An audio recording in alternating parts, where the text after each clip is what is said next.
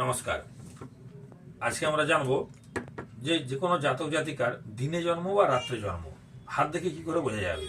অনেকেই তো হয়তো তাদের জন্মের টাইম জানেন না, বা দিনে জন্ম বা রাত্রে জন্মেছে বা দিনে জন্মেছে সেটা জানেন না। সেক্ষেত্রে হাত দেখে কিভাবে বোঝা যাবে?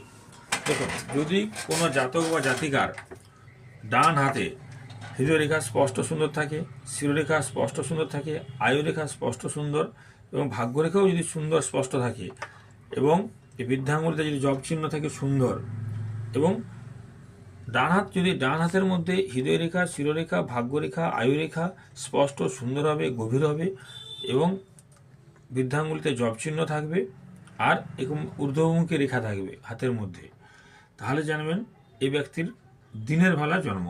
যদি সেই তুলনায় বাম হাত অস্পষ্ট হয়, বাম হাত কিন্তু স্পষ্ট হবে না, ডান হাতের রেখাগুলো সব স্পষ্ট হবে, তাই বুঝতে হবে দিনের বেলা জন্ম। আর যাদের ডান হাতের রেখাগুলো অস্পষ্ট বা সুন্দর নয়, কিন্তু বাম হাতের রেখাগুলো সুন্দর, স্পষ্ট এবং গভীর, বাম হাত স্পষ্ট, সুন্দর এবং গভীর হয়, সেসব জাতক জাতিকার রাত্রে জন্ম বুঝতে হবে। যাদের হাতের বাম হাতের সমস্ত রেখাগুলো স্পষ্ট, গভীর, সুন্দর, তাদের রাত্রে জন্ম। তখন ডান হাতের রেখাগুলো কিন্তু অস্পষ্ট হবে, আর ডান হাত সুন্দর হলে দিনের বেলা জন্ম। যদি কোনো সন্তান পিতার ন্যায় দেখতে হয়, তাহলে বুঝতে হবে তার দিনে জন্ম। যদি কোনো সন্তান মাতার ন্যায় দেখতে হয়, তাহলে বুঝতে হবে তার রাত্রে জন্ম।